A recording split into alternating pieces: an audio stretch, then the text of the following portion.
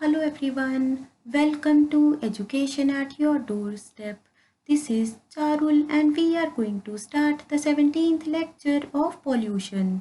And in this lecture, we are going to talk about the soil pollution. But before that, please subscribe to my channel and do hit the like button. So guys, in the previous lectures, we have already discussed about the air pollution, water pollution, radio active pollution and the noise pollution. So guys, अगर अभी तक आपने वो videos नहीं देखी हैं तो please देख लीजिए, उसका लिंक डिस्क्रिप्शन बॉक्स में दिया हुआ है। तो गाइस, अभी बात करते हैं कि सॉइल पॉल्यूशन होता क्या है, लेकिन उससे पहले डिस्कस कर लेते हैं कि सॉइल क्या होती है। So guys, soil is basically the mixture of the different types of the minerals. So guys, हम लोग सुनते रहते हैं कि जो प्लांट्स होते हैं they basically absorb the nutrients from the soil. इसका मतलब सॉइल में बहुत डिफरेंट तरह के न्यूट्रिएंट्स और मिनरल्स प्रेजेंट होते हैं। लेकिन गाइस, अभी क्वेश्चन ये है कि हमारी सॉइल में मिनरल्स आते कहाँ से हैं, तो उसके लिए हमें ये डिस्कस करना पड़ेगा कि सॉइल बनती कैसे है। So guys, soil is basically the result of the weathering of the rocks by the river, wind and the glaciers. जो रिवर, विंड और ग्लेशियर्स होते हैं they are basically the agent of denudation, जो कि बड़े बड़े रॉक्स को छोटे छोटे पार्ट्स में डिवाइड कर देते हैं। और गाइस, एक ऐसा टाइम आता है जब जो बड़ी सी रॉक होती है ये प्रॉपरली ग्राइंड हो जाती है इन द फाइन पार्टिकल्स, जिसे हम लोग सॉइल का नाम दे देते हैं।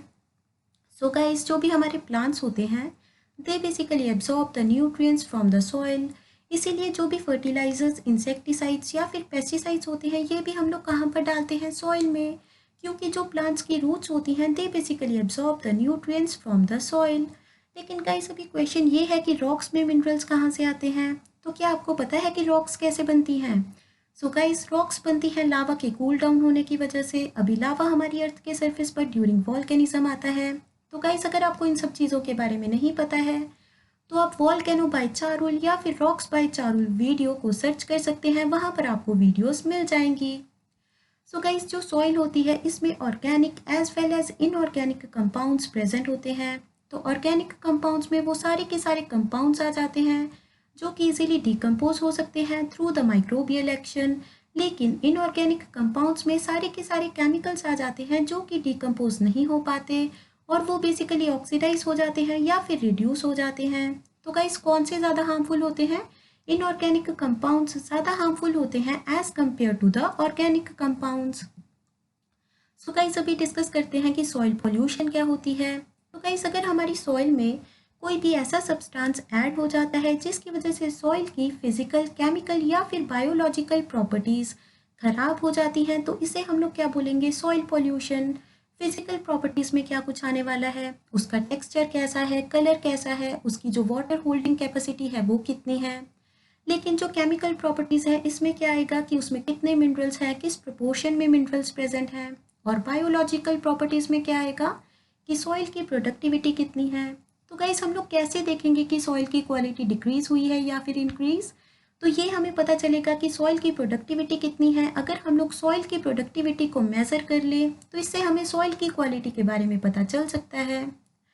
तो गाइस, अगर 1 हेक्टेयर ऑफ लैंड में पहले 10 यूनिट ऑफ राइस ग्रो हो रहे थे और अभी 8 यूनिट ऑफ राइस ग्रो हो रहे हैं तो हम लोग क्या बोलेंगे, सॉइल की प्रोडक्टिविटी डिक्रीज हो चुकी है। तो इसीलिए गाइस, वहाँ पर क्या हो चुका है, सॉइल पॉल्यूशन। तो गाइस, हमने क्या देखा कि अगर कोई भी सब्सटेंस हमारी सॉइल में एंटर हो जाता है जिसकी वजह से सॉइल की फिजिकल, केमिकल या फिर बायोलॉजिकल प्रॉपर्टीज़ चेंज हो जाती है और उसकी जो प्रोडक्टिविटी है वो बेसिकली डिक्रीज हो जाती है, तो इसे हम लोग क्या बोलते हैं, पॉल्यूशन। तो गाइस, यहाँ पर दोनों तरह के पोल्यूटेंट्स हो सकते हैं, क्वालिटेटिव भी और क्वांटिटेटिव भी।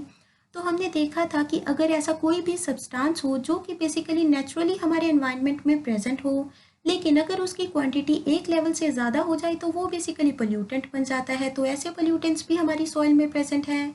लेकिन कुछ सब्सटेंस ऐसे होते हैं जो कि हमारे जो एनवायरनमेंट है उसमें एंटर होते ही उसे पोल्यूट कर देते हैं। तो ऐसे जो क्वालिटेटिव पोल्यूटेंट्स होते हैं ऐसे भी हमारी सॉइल में प्रेजेंट होते हैं। तो क्वांटिटेटिव में क्या कुछ आ सकता है, जैसे कि अगर नाइट्रोजन, फॉस्फोरस या फिर पोटाशियम की क्वांटिटी बहुत ज़्यादा इंक्रीज हो जाए हमारी सॉइल में तो इसकी वजह से भी सॉइल पोल्यूशन हो सकता है। अगर कोई भी केमिकल जैसे कि इंसेक्टिसाइड्स या फिर पेस्टिसाइड्स एंटर हो जाए तो इसकी वजह से भी पोल्यूशन हो सकता है। तो आपको याद रखना है कि सॉइल पॉल्यूटेंट्स में quantitative as well as qualitative pollutants आ सकते हैं। तो गाइस अभी देखते हैं कि कौन से ऐसे सब्सटेंस है जो कि हमारी सॉइल में एंटर होके उसे पोल्यूट कर देते हैं। तो अगर ऐसा कोई भी डिसीज कॉजिंग बैक्टीरिया है जिसकी वजह से गाइस क्या हो सकता है कि जो हमारी प्लांट्स की रूट्स हैं वो ख़राब हो जाएं या फिर वो हमारी सॉइल के टेक्सचर को ख़राब कर दे, तो ऐसे डिसीज़ कॉजिंग एजेंट्स के कारण भी सॉइल पॉल्यूशन हो सकता है। अगर ऑर्गेनिक कंपाउंड की क्वांटिटी इंक्रीज हो जाए तो इसकी वजह से भी होगा। इनऑर्गेनिक कंपाउंड्स में जैसे कि टॉक्सिक सब्सटेंस आ जाते हैं, इंसेक्टिसाइड्स, फर्टिलाइजर्स और पेस्टिसाइड्स आ सकते हैं। इसकी वजह से भी क्या होगा, सॉइल पॉल्यूट हो जाएगी।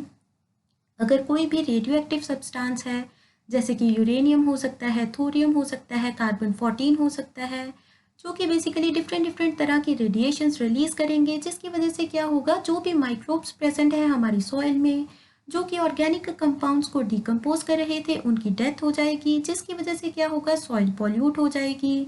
उसके बाद गाइस क्या हो सकता है कि डिफरेंट डिफरेंट तरह का जैसे वाटर होता है, बहुत ही गंदा होता है, जो अगर वो हमारी सॉइल में चला जाए तो क्या होगा, जो वाटर है वो तो बेसिकली धीरे धीरे अंडरग्राउंड वाटर में चला जाएगा, रिचार्ज कर देगा अंडरग्राउंड वाटर को, लेकिन जो भी उसमें पोल्यूटेंट्स प्रेजेंट होते हैं वो तो बेसिकली सॉइल के ऊपर रह जाएंगे। जैसे कि हमने वाटर पोल्यूशन में देखा था कि कैसे वेटलैंड्स की हेल्प से हम लोग वाटर को प्योरीफाई कर सकते हैं। तो इन केसेस में क्या हो सकता है, सॉइल पॉल्यूशन हो सकता है। तो गाइस उसके बाद देखते हैं सॉइल पॉल्यूटेंट्स के बारे में। तो ऐसा कोई भी सब्सटेंस जो कि हमारी सॉइल को पॉल्यूट कर दे तो इसे हम लोग क्या बोलेंगे, सॉइल पॉल्यूटेंट्स। तो हमने देखा कि क्वालिटेटिव भी हो सकते हैं, क्वांटिटेटिव भी हो सकते हैं। तो ऐसा कोई भी सब्सटेंस जो कि हमारी सॉइल की प्रोडक्टिविटी को डिक्रीज कर रहा है उसे हम लोग क्या बोलने वाले हैं, सॉइल पॉल्यूटेंट्स। तो गाइस अगर हमारी सॉइल पॉल्यूशन हो जाता है तो इसकी वजह से क्या प्रॉब्लम्स हो सकती हैं। तो गाइस हमने देखा था कि अगर कोई भी केमिकल हमारी फूड चेन में एंटर हो जाता है तो इसकी वजह से क्या होगा, बायोमैग्निफिकेशन और बायो एक्यूमुलेशन, जिसके बारे में हम लोग आगे देखने वाले हैं।